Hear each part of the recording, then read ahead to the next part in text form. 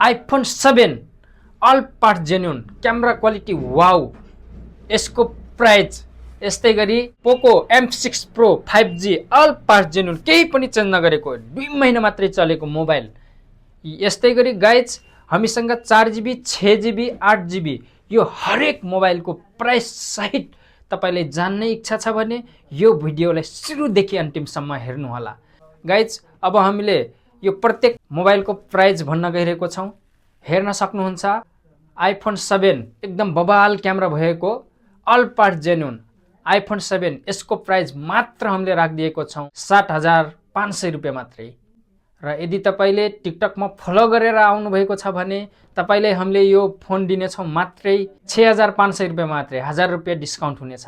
तपाईहरुलाई टिकटकमा फलो गरेको हुनु पर्यो र युट्युब च्यानल सब्स्क्राइब गरेको हुनु पर्यो हाम्रो सेकेन्ड ह्यान्ड मोबाइल भजनी।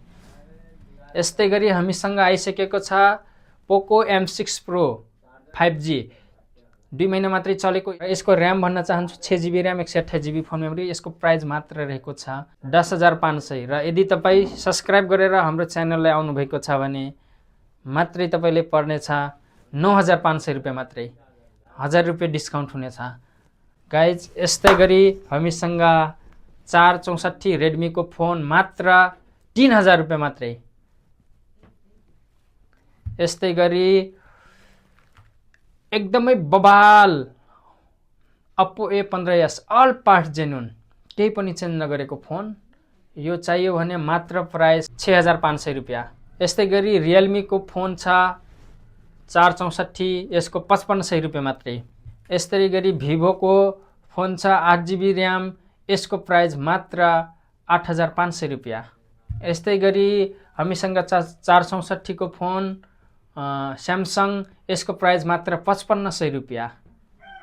यस्तै गरी हामीसँग नार्जोको फोन छ 464, यसको प्राइस मात्र 5,500 रुपैयाँ।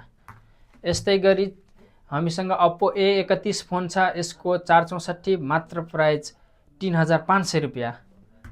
यस्तै गरी हामीसँग Oppo को फोन छ 6128, यसको प्राइस मात्र 60,000 रुपैयाँ।